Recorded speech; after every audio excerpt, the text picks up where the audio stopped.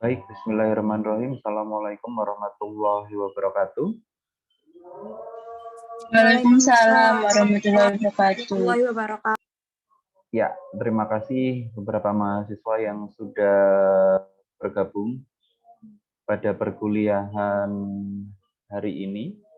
Sekali lagi ini sifatnya sunnah karena video ini akan saya take dan saya upload ke Firlenda. Sehingga kawan-kawan terserahlah mau mengikuti di mana. Kemudian saya juga akan menyiapkan forum tanya jawab. Karena ini perkuliahannya daring, saya harapkan kawan-kawan semua yang menyaksikan video ini tidak sungkan untuk menanyakan terkait apapun atas perkuliahan yang akan kita jalani selama 1 semester ini kepada saya, baik melalui forum yang ada di Wirlenda, ataupun melalui channel-channel yang lainnya, bisa lewat WhatsApp, email, dan lain sebagainya, gitu ya, termasuk telepon juga nggak ada masalah.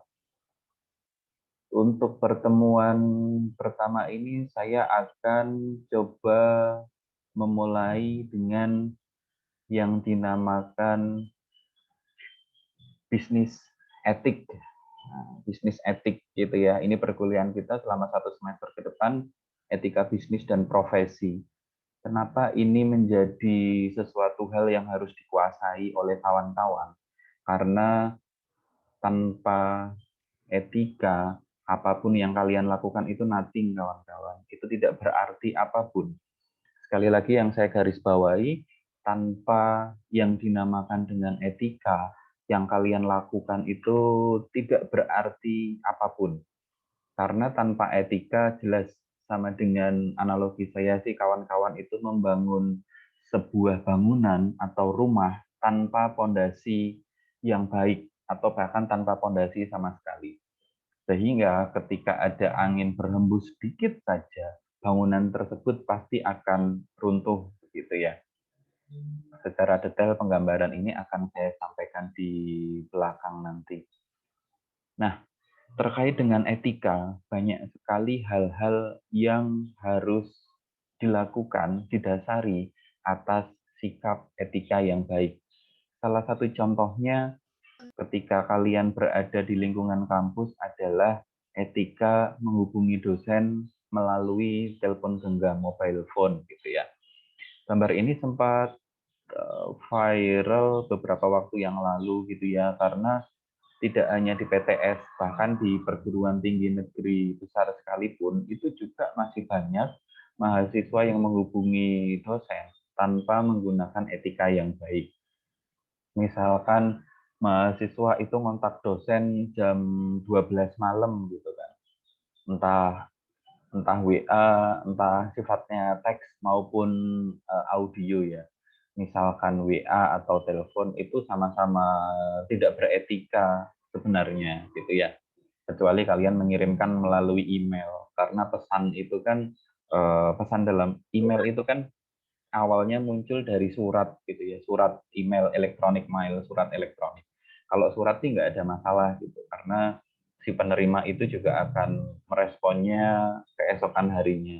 Tapi kalau misalkan WA, telepon, itu kan kadang-kadang beberapa orang masih memiliki notifikasi suara gitu ya. Misalkan WA ada suara notifikasi entah apapun itulah, penting gitu ya. Itu pasti akan mengganggu dan itu tidak etis. Baik mahasiswa ke dosen, dosen ke mahasiswa pun juga nggak etis gitu. Walaupun dosen memiliki hak lebih besar gitu ya kepada mahasiswa, namun itu juga tidak etis.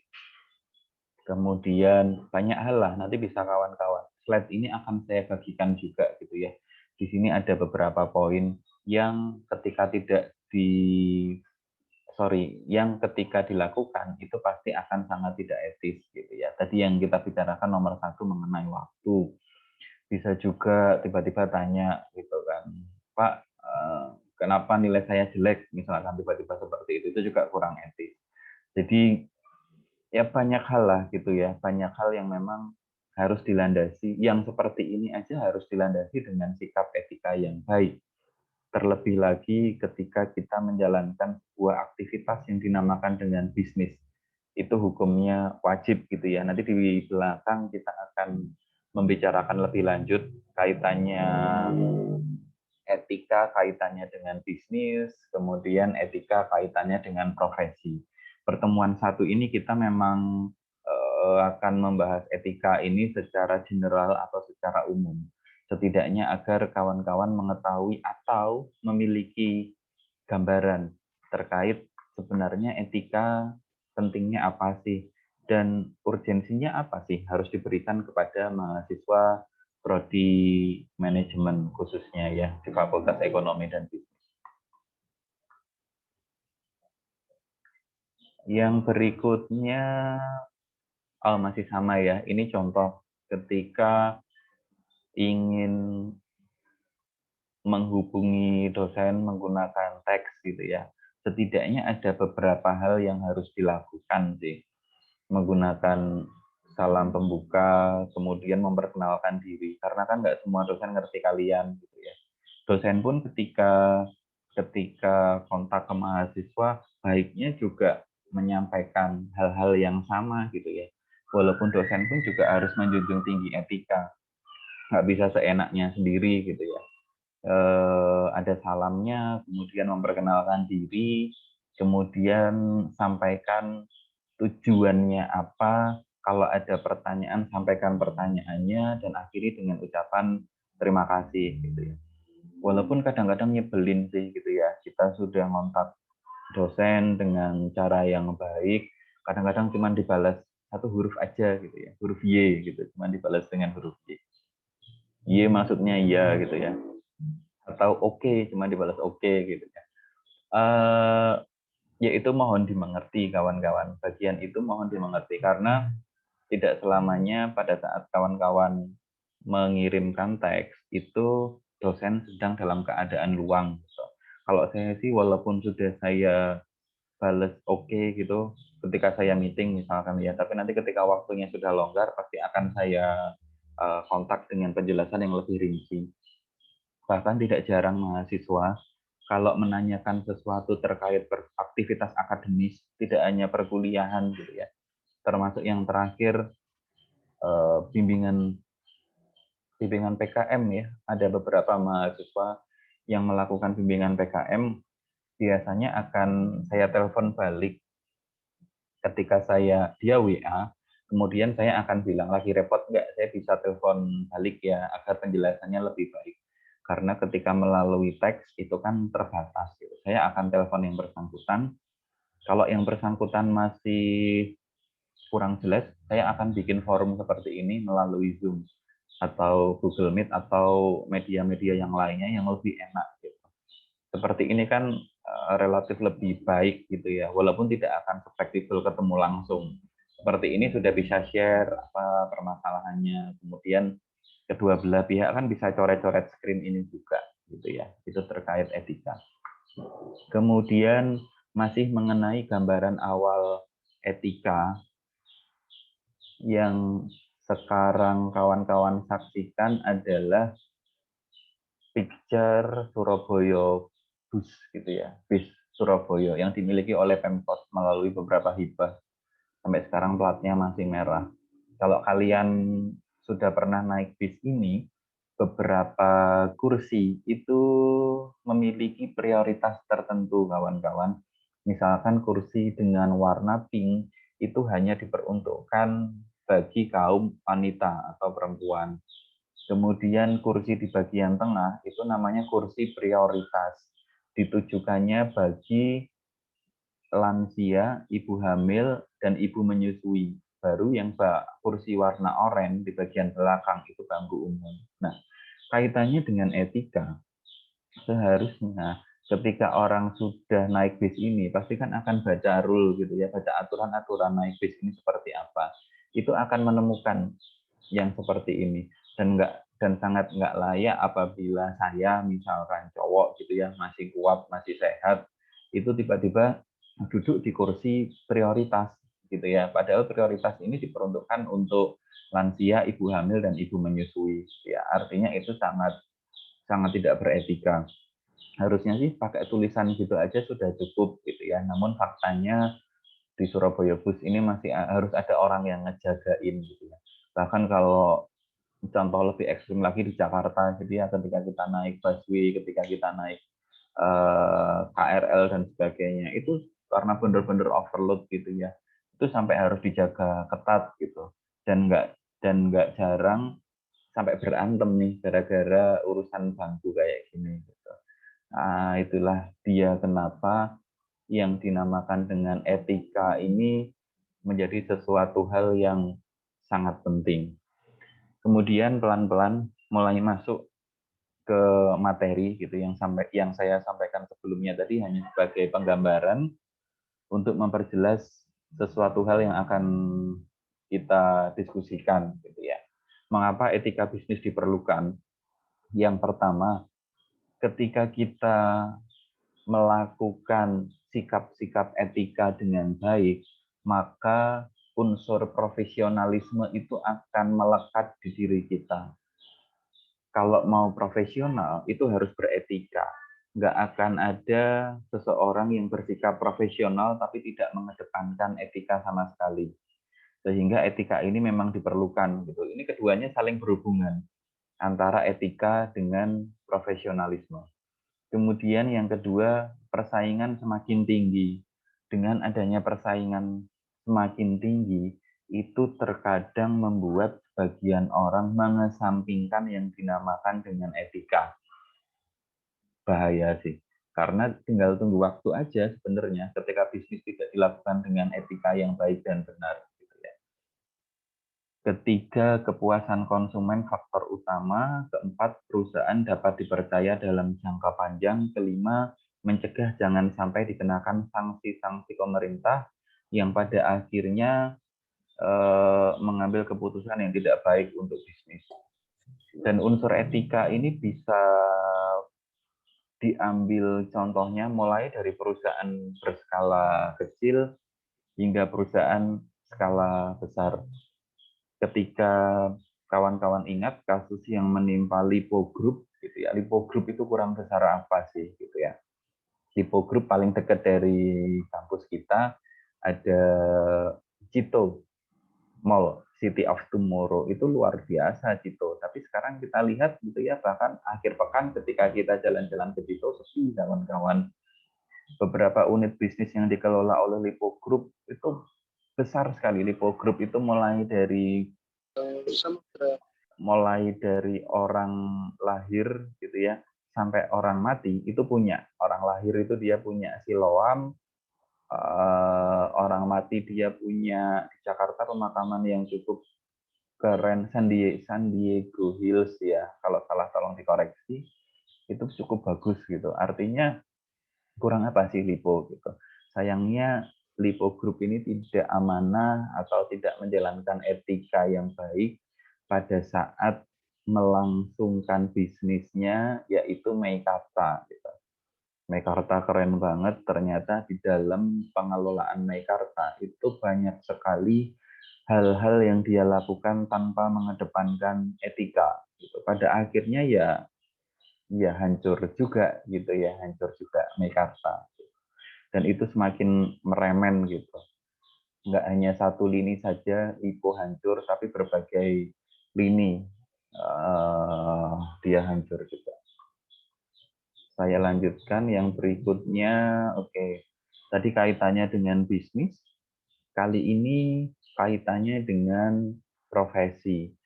Kenapa kalau bisnis tadi sudah jelas ya, sudah banyak sekali contoh yang kita sampaikan di awal. Kemudian terkait dengan profesi, kenapa profesi juga memerlukan etika? Di antara tujuannya ada 5 poin yang bisa saya tuliskan.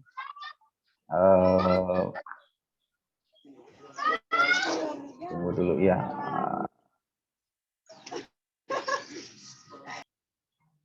Oke. Ada 5 poin yang bisa saya tuliskan untuk menjunjung tinggi martabat profesi, untuk menjaga dan memelihara kesejahteraan para anggota dan seterusnya. Secara tertulis seperti itu, namun secara logika yang paling mudah, anggaplah kalian ini berprofesi jurusan manajemen, kalian dipercaya sebagai manajer keuangan.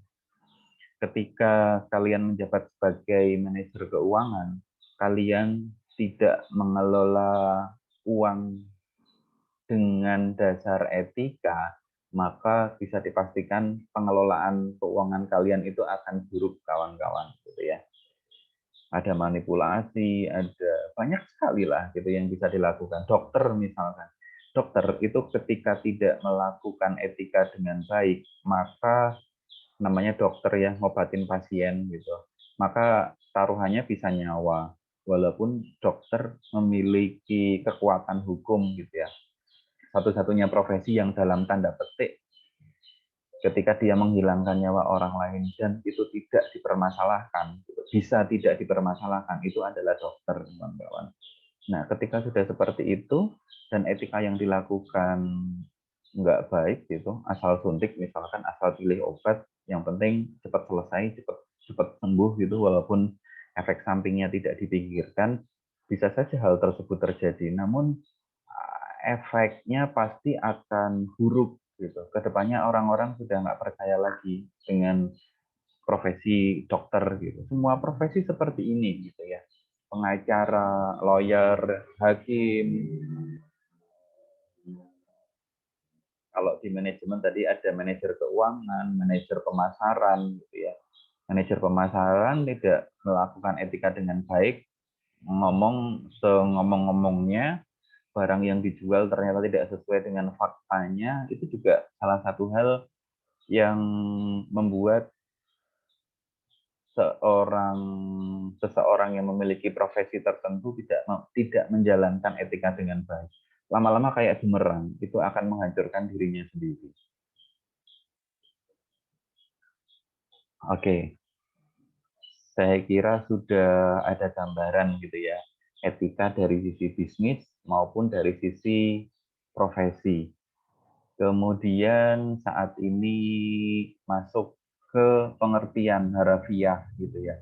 Walaupun bagian ini saya nggak terlalu suka gitu, tapi paling nggak kalian harus ngerti secara harafiah, secara teori, etika itu berasal dari bahasa Yunani dari kata ethos gitu ya, yang berarti adat istiadat.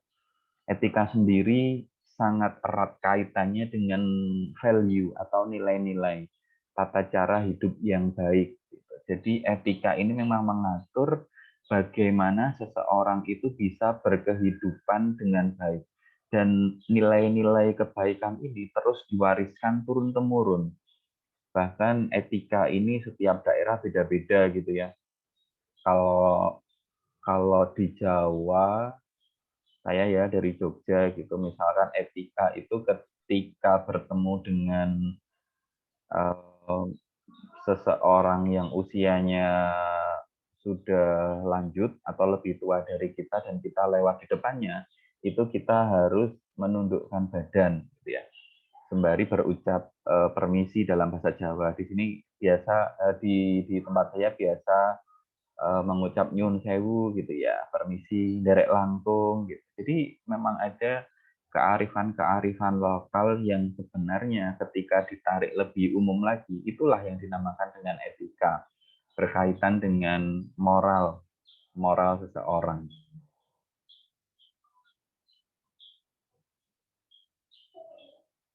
Etika sebagai filsafat moral tidak langsung memberikan perintah konkret sebagai pegangan siap pakai. Nah, misalkan yang saya contohkan tadi ya, ketika saya lewat di depan orang tua gitu, itu nggak ada acuan bakunya, kawan-kawan. Berbeda dengan hukum yang ada di Indonesia, itu ada KUHP, acuan yang digunakan oleh para pengacara atau para hakim untuk memutuskan sesuatu perkara, itu ada KUHP. Kemudian dasar bernegara itu juga ada undang-undang, misalkan keputusan presiden dan sebagainya. Tapi etika ini sama sekali nggak ada yang tertulis gitu. Nggak ada buku yang membuat saya harus menunduk ketika lewat di depan orang tua gitu. Nggak ada, kawan-kawan. Kalau ada, itu pun hanya mungkin opini dari seseorang yang tidak bisa dijadikan rujukan utama karena sifatnya sudah turun-temurun. Etika juga dapat dirumuskan sebagai refleks refleksi kritis dan rasional gitu ya. Jadi kritisnya ada, rasionalnya ada. Misal rasional itu begini, kenapa sih kita perlu menundukkan badan ketika lewat di depan orang yang lebih tua gitu kan? Ya memang sangat sangat sangat tidak sopan gitu ketika misalkan atau ngomongin dosen dan mahasiswa yang paling dekat ya. Ada bapak ibu dosen sedang rapat gitu, meeting tiba-tiba kalian masuk terus terus mau bimbingan atau masuk tiba-tiba minta tanda tangan gitu. Itu kan nggak rasional banget gitu.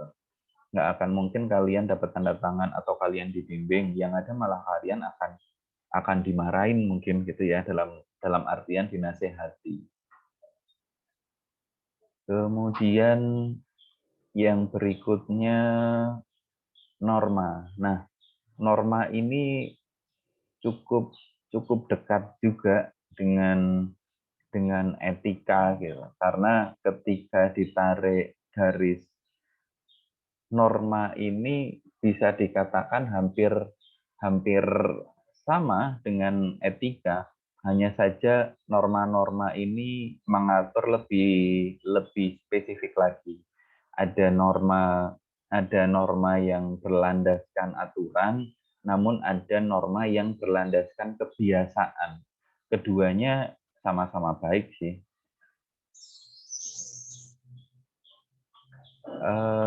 Kemudian teori etika yang lebih spesifik lagi itu bertujuan untuk mengukur baik buruknya suatu tindakan berdasarkan tujuan yang akan dicapai atas tindakan itu sendiri, atau berdasarkan akibat yang ditimbulkan oleh tindakan itu sendiri.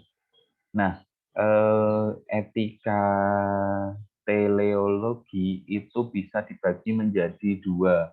Yang pertama egoisme etis, yang kedua utilitarianisme. Utilis itu berarti bermanfaat. Jadi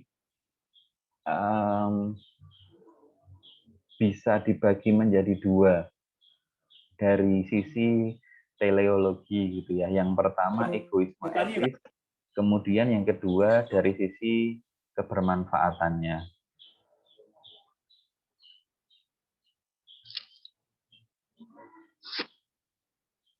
Kemudian ada beberapa hal atau prinsip yang harus dipenuhi ketika kita berbicara mengenai etika.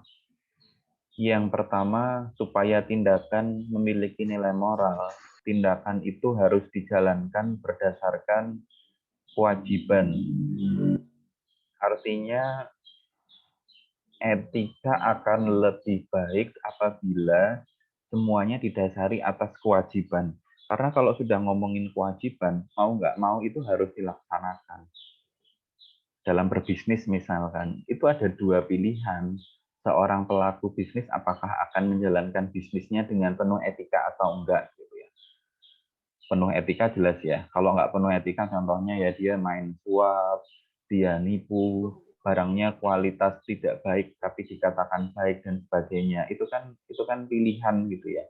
Akan lebih baik ketika itu bisa menjadi kewajiban. Walaupun memang tidak mungkin apabila hal ini 100% berubah menjadi kewajiban. Kemudian yang kedua, nilai moral dari tindakan itu tidak tergantung pada tercapainya tujuan dari tindakan itu, melainkan tergantung dari kemauan baik. Nah, artinya begini kawan-kawan, kadang-kadang ya etika itu sama dengan sifat baik. Sifat baik ketika paling gampang, beginilah, paling mudah ketika saya mau nolong teman saya, belum tentu teman saya itu merasa bahwa ia perlu ditolong. Bahkan bisa jadi sebaliknya. Artinya, niatan baik yang saya berikan itu belum tentu akan diterima baik oleh orang lain. Nah, dari sisi etika, itu sudah tidak diperlukan lagi yang seperti itu, kawan-kawan. Artinya dari sisi dari sisi etika, yang penting ya udah berlaku baik aja. Terlepas dari nanti hasilnya akan bagaimana, itu urusan nomor 2. Yang penting saat ini dilakukan sebaik mungkin gitu, tanpa memperdulikan pengakuan dari orang lain dan sebagainya. Kemudian yang ketiga, sebagai konsekuensi dari kedua prinsip ini, kewajiban adalah hal yang niscaya dari tindakan yang dilakukan berdasarkan sikap hormat pada hukum moral universal. Artinya sebenarnya nggak mungkin ketika etika ini diwajibkan. Karena etika ini sifatnya hanya himbauan kok, gitu ya. Hanya kalau di bahasa Arabnya sih sunnah yang sangat dianjurkan. Tapi kalau jadi kewajiban, tingkatnya jadi kewajiban, itu belum bisa. Kemudian yang berikutnya, bisnis sebuah profesi etis gitu ya. Nah, agak sulit menjelaskannya gitu karena sebagian bisnis ada beberapa tujuan bisnis. Ada 3 tujuan bisnis, kawan-kawan. Salah satu tujuan dilakukannya bisnis adalah untuk mencari keuntungan yang sebesar-besarnya. Artinya, ketika tujuan bisnis mencari keuntungan sebesar-besarnya, yang dilakukan oleh Lipo Group itu tidak salah. Gitu. Misalkan dia harus memberikan uang suap kepada pemerintah daerah dan seterusnya. Gitu ya. Masalahnya adalah sampai kapan gitu sikap tidak etis itu bisa dilakukan gitu. Dari fakta yang ada gitu ya. Walaupun mungkin tidak semua, tapi banyak sekali contoh-contoh bisnis yang tidak berdasarkan etika itu ya hancur juga. Profesi pun sama juga gitu. Profesi yang tidak mengedepankan unsur etis dengan baik, lama-lama ya akan jatuh juga, akan hancur juga gitu ya. Namun demikian sekali lagi sikap etis dalam berbisnis atau ketika melakukan profesi ini masuknya ke ranah pilihan kok. Bisa ya, bisa tidak gitu. Kemudian mengapa perkuliahan ini perlu dilakukan? Setidaknya kawan-kawan itu tahu gitu bahwa yang namanya bisnis, bahwa yang namanya profesi itu tetap perlu didasari dengan yang dinamakan etika. Jadi perkuliahan ini itu kayak pisau sih gitu ya. Yang kita bicarakan adalah fungsi pisau gitu ya. Fungsi pisau, cara menggunakan pisau, terlepas dari kawan-kawan mau menggunakan pisau itu untuk kepentingan bunuh orang, nusuk-nusuk orang gitu, atau untuk kepentingan mengupas buah apel gitu. Itu kembali kepada kawan-kawan sendiri. Bisnis bisa menjadi sebuah profesi etis bila ditunjang oleh sistem politik ekonomi yang kondusif. Gitu. Pemerintah itu memegang peranan penting sih. Kalau aturannya sudah jelas, gitu, maka regulasi sudah jelas, itu sulit untuk tidak mengedepankan etika. Ini yang coba mulai dibangun oleh yang sangat saya rasakan ya, perusahaan milik negara, PLN kawan-kawan. PLN itu begitu baiknya sehingga untuk saat ini ya yang saya rasakan, sehingga segala sesuatu yang berkaitan dengan aktivitas keuangan yang bersinggungan langsung dengan PLN itu tidak ada yang bisa dibayarkan tunai ke petugas.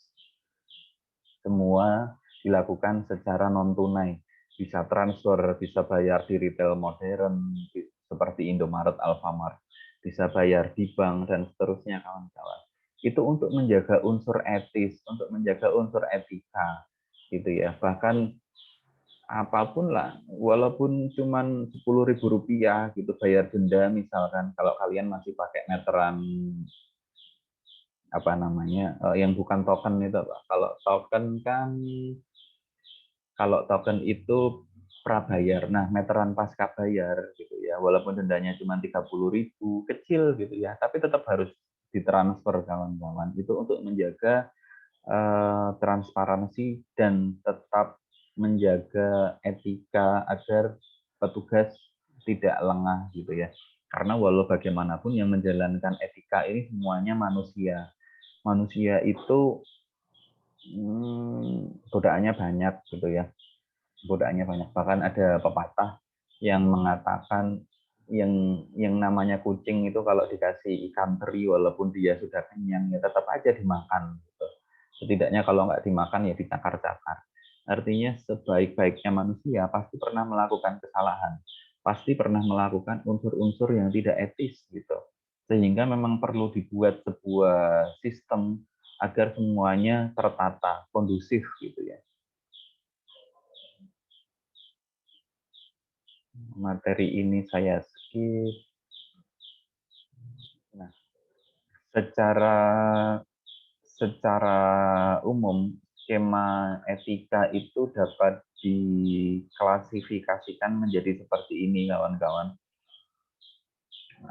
Etika khusus itu dibagi menjadi 3, etika individu, sosial, dan lingkungan gitu ya. Penjelasan etika lingkungan, sosial, dan individu itu ada di slide berikutnya. Kemudian sikap terhadap sesama itu juga ada etikanya sebenarnya gitu ya. Secara spesifik lagi seperti yang tadi sudah disampaikan, masuknya ke ranah profesi. Misalkan profesi hakim. Hakim itu kan setingkat Tuhan gitu ya. Karena dia bisa menentukan orang itu bersalah atau tidak bersalah gitu. Penjelmaan Tuhan di muka bumi itu kan salah satu bukan salah satu ya, memang satu-satunya profesi yang paling dekat hampir sama kayak Tuhan itu ya hakim, karena dia bisa menentukan apakah orang itu salah atau tidak salah gitu. Nah, hakim pun itu juga banyak loh yang nggak beretika gitu kan. Ini fakta gitu ya. Walaupun saya nggak ngerti detailnya siapapun, tapi ketika googling cepatlah hakim yang menerima suap gitu. Itu pasti akan sangat banyak sekali gitu. Kalau kita googling hakim yang jujur gitu, apalagi hakim agung yang jujur di Indonesia itu nggak banyak. Salah satunya Artijo Al-Kostar yang kemarin wafat ya, almarhum gitu. Itu salah satu hakim yang luar biasa. Karena hakim agung yang sangat sederhana gitu. Konon katanya rumah pun nggak punya gitu. Padahal nggak perlu sampai hakim agung lah, hakim di tingkat paling kecil pun gitu ya, itu duitnya pasti banyak kawan-kawan. Artinya ini pilihan sebenarnya, pilihan hidup gitu, yang mau ditekankan yang mana. Etika profesi, mengapa sebuah profesi itu memiliki wadah atau badan gitu ya. Nah, ini tujuannya untuk melindungi sikap etis profesi itu sendiri. Misalkan Ikatan Dokter Indonesia, itu mereka punya aturan-aturan yang harus dipegang oleh dokter gitu. Bahkan Ikatan Dokter Indonesia ini bisa mengeluarkan anggotanya apa ya istilahnya, semacam dikeluarkan dengan tidak hormat gitu ketika dia tidak bisa menjalankan unsur etika dengan baik. IAI, ada akuntan, ada arsitek, itu sama juga kayak begitu kawan-kawan. Dia bisa mengeluarkan anggotanya ketika anggotanya tidak melakukan kode etik dengan baik atau dengan sengaja melanggar kode etik yang ada. Hampir semua profesi itu pasti punya wadah ya, punya badan. Fungsinya kayak gini sih, agar etika itu tetap dapat dijaga dan dapat dilakukan dengan baik sehingga marwah atau kehormatan dari profesi itu tidak hilang.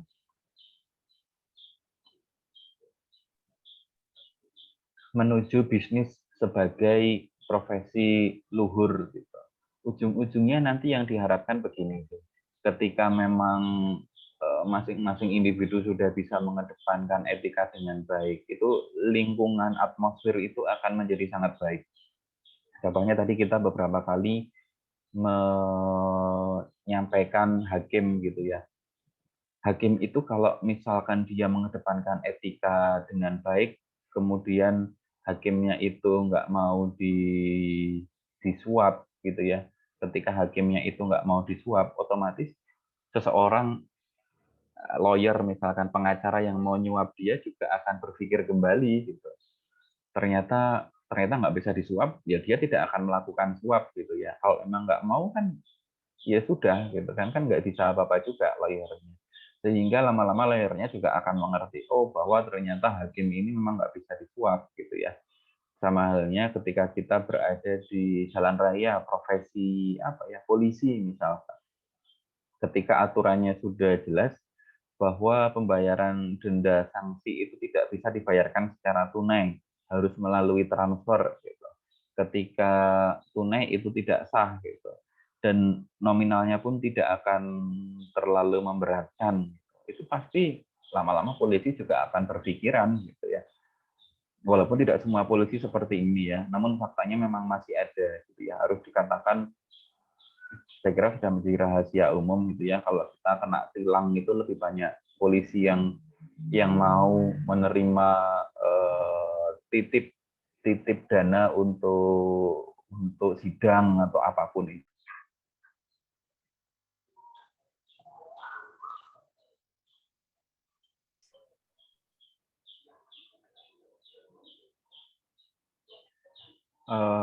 Oke, mohon maaf koneksi saya tidak begitu bagus ya malam hari ini karena saya sedang tugas di luar, sempat terpending, tapi itu tadi merupakan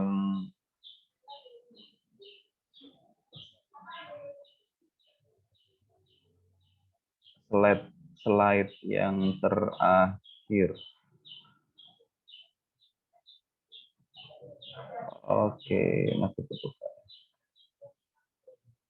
Sorry, sebentar. Saya cek dulu. Ya, itu tadi slide yang terakhir.